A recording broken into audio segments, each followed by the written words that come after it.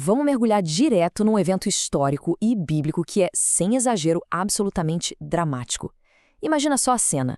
O clima super árido, tenso, aquela poeira subindo no vale com milhões de pessoas reunidas. E aí, de repente, um silêncio total. Milhares e milhares de famílias em absoluto silêncio. Foi bem aí, nesse exato momento, e entre duas montanhas gigantescas, que o destino de uma nação inteira foi selado, tanto na lei quanto no lado espiritual. Dá até para sentir o peso da história no ar, não é? Mas pensa com a gente, como uma nação sela o seu próprio destino espiritual assim, de um jeito tão solene? Bom, não foi com um discursinho motivacional, não. Longe disso.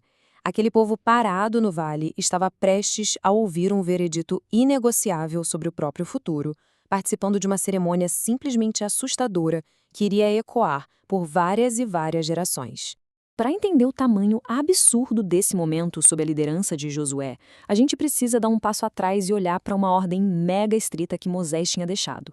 A regra era clara e colossal: pegar os israelitas e dividir em dois grupos. Imagina o impacto visual de milhões de pessoas literalmente dividindo a paisagem.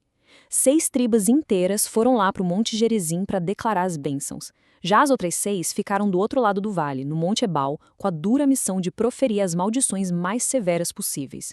É o tipo de separação geográfica feita para ficar gravada na memória de todo mundo para sempre. E é aí que entra uma palavra superpoderosa gritada a plenos pulmões por todo o vale: Amém. Tenta imaginar o som, milhões de vozes batendo nas rochas daquelas montanhas, tudo ao mesmo tempo. Porque, veja bem, não era só um sermão passivo, onde o pessoal escuta e vai embora. Era um contrato legal da antiguidade, de fato. A cada declaração que vinha do monte, o povo ativamente aceitava o julgamento, gritando esse acordo em alto e bom som.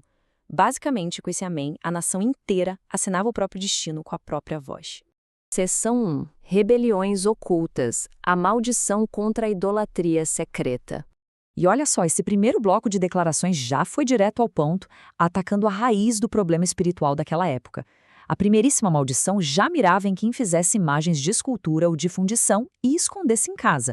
A mensagem era bem clara: o juízo divino ia chegar até os cantinhos mais secretos e íntimos do lar. Porque a idolatria secreta revelava uma vida dupla muito perigosa. Não adiantava nada ter uma fachada linda em público, entende?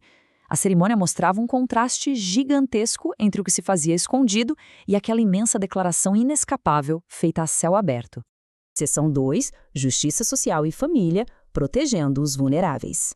Mudando um pouquinho o foco das coisas ocultas para a conduta pública, as sentenças seguintes foram direto para o alicerce da sociedade. A montanha tremeu com uma regra severíssima contra quem desprezasse o pai ou a mãe. Numa sociedade tribal daquela época, onde não tinha Estado para ajudar ou rede de apoio, destruir a honra da família era a mesma coisa que destruir as chances de sobrevivência da comunidade inteira. O respeito pela linhagem não era só uma dica de boa educação, era literalmente a base de tudo, o pilar estrutural que mantinha aquela nação de pé. E essas regras iam fundo no dia a dia. As maldições pegavam pesado com quem mudasse as marcações de terra do vizinho, o que na prática daquela época era roubar o chão e o ganha-pão de uma família. E tem mais, condenavam quem fizesse um cego errar o caminho de propósito. Tem uma crueldade muito visceral e atemporal em se aproveitar de quem não pode enxergar, concorda? Isso demonstra uma visão super revolucionária para o mundo antigo. O Criador atuando diretamente como legislador e protetor absoluto de quem é mais vulnerável, garantindo que ninguém ficasse desamparado. Seção 3. Moralidade e corrupção. As maldições mais rigorosas. Daqui para frente, o negócio fica ainda mais sério. As declarações levantam um muro intransponível contra a depravação extrema e a corrupção de tira-vidas humanas. Aquele amém de milhões de vozes trovejou contra impurezas sexuais pesadíssimas, envolvendo parentes próximos ou animais. Além disso, proferiram condenações fortíssimas contra homicídios secretos e contra receber suborno para derramar sangue inocente. Isso não era implicância, eram limites claros e inegociáveis de sobrevivência moral, justamente para proteger a comunidade de se destruir por dentro. Então, se a gente for resumir o ponto principal dessas 12 sentenças, seria basicamente isso: o destino final é decidido pela nossa integridade quando estamos bem longe dos olhos humanos. A verdadeira honra, nessas leis milenares maravilhosas, não tinha nada a ver com o ser herói na praça, mas com o que a pessoa fazia quando absolutamente ninguém estava olhando. Isso faz a gente refletir demais sobre como a sociedade age no escuro hoje em dia, não é? Essa sabedoria ressalta de um jeito muito forte que o verdadeiro caráter aparece no anonimato. Seção 4. O paradoxo. O mistério do altar. E aí a gente chega num paradoxo gigantesco, escondido bem no meio desse terror todo de julgamento. E pasmem, os textos históricos mostram um detalhe fascinante que quase sempre passa batido. Josué construiu um altar de sacrifício exatamente onde?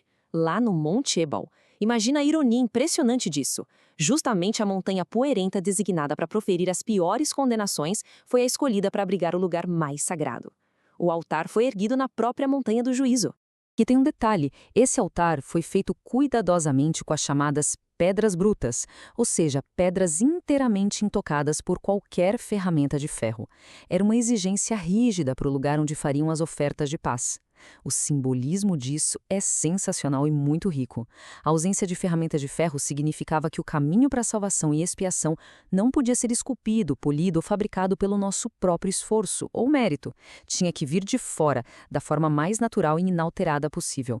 Isso ilustra de um jeito muito brilhante um mistério teológico gigantesco daquela época. Pensa bem, no lugar exato do julgamento mais pesado, no pico da sentença mais implacável que uma nação poderia ouvir, foi providenciado um caminho de expiação e de paz através do sacrifício. A condenação e a redenção aconteceram incrivelmente no mesmo espaço. Onde a lei quebrava qualquer ilusão de que somos perfeitos, havia uma provisão graciosa e imediata apontando a saída.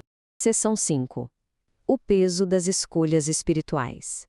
Caminhando para o final dessa imensa cerimônia, a gente percebe como isso constrói a lição de moral mais ampla da história toda. O evento não acabou só com proibições pontuais, ele fechou com uma maldição geral, inteiramente abrangente. Basicamente, recaía sobre quem falhasse em confirmar e obedecer a todas as palavras da lei. Imagina o tremendo peso psicológico de concordar em voz alta junto com milhões de pessoas com uma condição de tudo ou nada. Foi um encerramento devastador que selou o peso eterno e inegociável das escolhas de cada pessoa naquele vale. A comparação final traz um cenário muito duro, mas vital. Ignorar esses avisos morais tão profundos leva direto à desolação. É a ruína total de uma comunidade que perde a sua ética. Mas, por outro lado, a obediência e a integridade prometem abrir portas para uma exaltação majestosa, uma paz e prosperidade que vão além das coisas materiais e tocam do propósito da nossa existência. É um princípio de causa e efeito inabalável e que continua super relevante nos tempos complexos de hoje. Então, para encerrar essa nossa análise de hoje, fica uma provocação essencial. Qual dessas sentenças antigas bate mais forte nos dias atuais? Numa época em que esconder o que fazemos em segredo é tão fácil. E, mais intrigante ainda, o que significa de verdade oferecer paz absoluta exatamente em cima do monte da condenação? São questões profundas que servem como um convite mais do que aberto para a gente continuar explorando e desvendando as fascinantes raízes da nossa história. Até a próxima!